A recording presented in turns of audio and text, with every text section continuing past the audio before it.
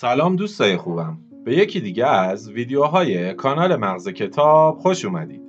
اینجا جاییه که من کتابهای مهم دنیا رو میخونم، میفهمم، هضم میکنم و بعد خلاصه ای از بهترین نکاتش رو به ساده ترین و صمیمی ترین شکل ممکن برای شما تعریف میکنم. امروز سراغ یکی از کتابهایی که شاید ظاهرش ساده باشه ولی نکته‌هاش از اون چیزاست که تا آخر زندگی توی ذهنت میمونه. کتاب قواعد زندگی نوشته ریچارد تمپلر. یه کتابی که خلاصه‌اش میشه این: زندگی سخت نیست، ما خودمون سختش میکنیم. پس اگر آماده ای که چند تا قانون خیلی مهم رو یاد بگیری که زندگی رو برات آسونتر، آرومتر و موفقتر کنه، بریم سراغ خلاصه کامل کتاب. قانون اول: مسئولیت زندگی تو خودت قبول کن. تمپلر میگه اولین قانون ریشه همه قانونهای دیگه است. تا وقتی دنبال مقصر بگردی هیچ چیز درست نمیشه. نه کار، نه رابطه، نه موفقیت. ما معمولا میگیم اگه خانواده‌ام بهتر بود، اگه رئیس خوب بود، اگه این کشور فلان نبود. اما حقیقتش اینه که کنترل کامل روی این چیزها نداریم. تنها چیزی که همیشه کنترلش دست ماست واکنشمونه. اگه زندگی تو دست بگیری، تصمیم میگیری، جلو میری، اشتباه میکنی، یاد میگیری و غیره. تهش میشی یه آدم موفق. این قانون در ظاهر ساده است. ولی اگر اجراش کنی، نصف مشکلاتت همون اول حل میشه. قانون دوم: انرژی تو خرج چیزهای اشتباه نکن. خیلی از ماها انرژیمون رو سر چیزایی هدر میدیم که یا تغییر نمیکنن یا ارزشش رو ندارن. تمپلر میگه هر کاری ارزش انرژی تو رو نداره. یعنی چی؟ یعنی لازم نیست برای هر بحث، هر آدم، هر پیام، هر اتفاق و غیره واکنش نشون بدی. آدم‌های موفق انرژیشون رو ذخیره میکنن برای چیزهای مهم، مثل رشد خودشون، کارهای مفید، اهداف بلند مدت یا آدم‌هایی که دوستشون دارن. یه جمله قشنگ داره: اگه چیزی ارزش دعوا کردن نداره، ارزش فکر کردن هم نداره. قانون سوم: خودتو با بقیه مقایسه نکن. این قانون رو همه شنیدیم ولی هیچ کس درست اجراش نمیکنه. تمپلر میگه هر وقت خودتو مقایسه میکنی داری خودتو کوچیک میکنی. ولی چرا؟ چون آدم‌ها فقط موفقیت‌های خودشون رو نشون میدن، نه شکست‌هاشونو. تو داری مقایسه میکنی با چیزی که کامل نمیبینی. آدم موفق کسیه که با دیروز خودش مقایسه میکنه، نه با یکی دیگه. اگه امروز حتی یک قدم کوچیکتر از دیروز جلوتر باشی، تو برنده ای. قانون چهارم: با خودت مهربون باش.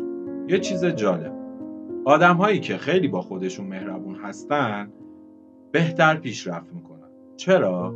چون اشتباه ها رو به عنوان تجربه میبینن، نه دلیلی برای سرزنش. تمپلر میگه با خودت مثل یه دوست حرف بزن، نه مثل یه دشمن.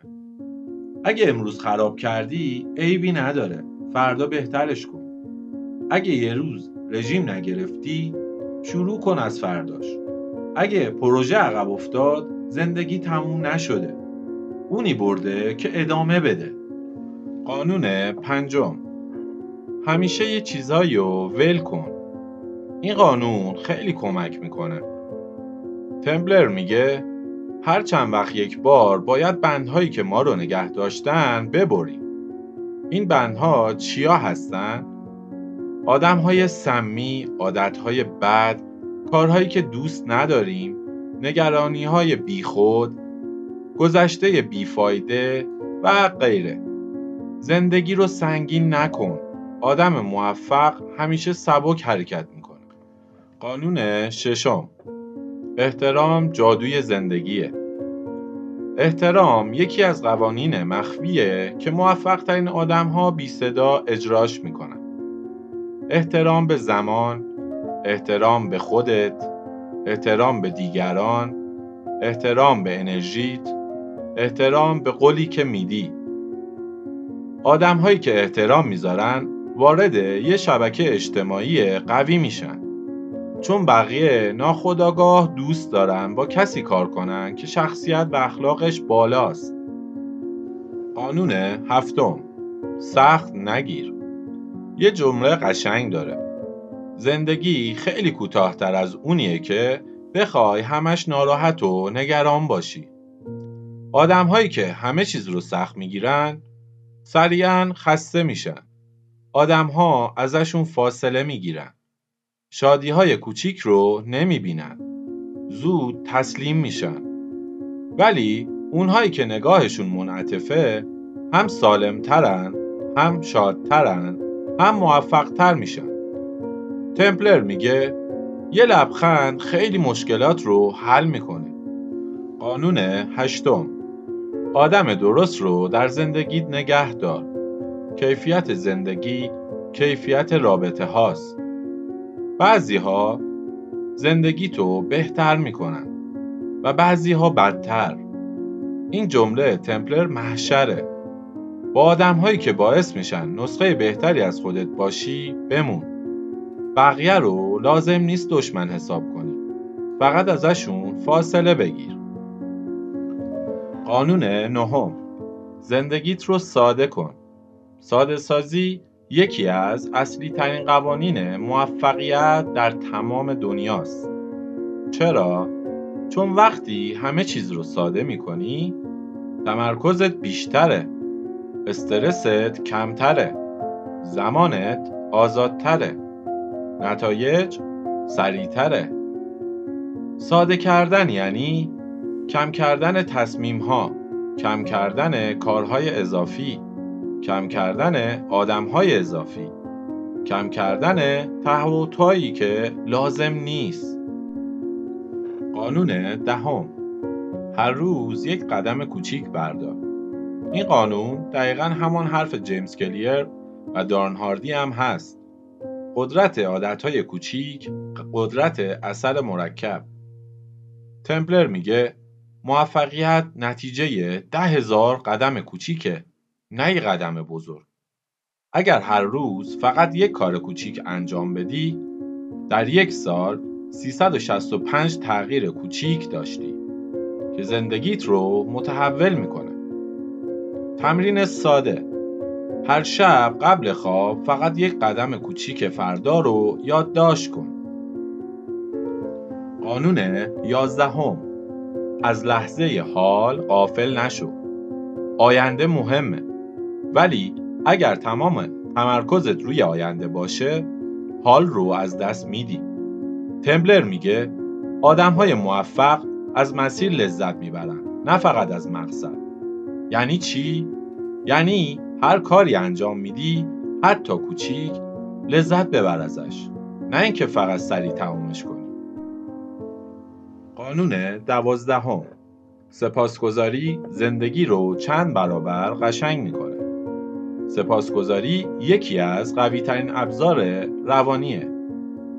مزیتاش: حال خوب، آرامش، انرژی، انگیزه، اعتماد به نفس، دیدن زیبایی‌های زندگی.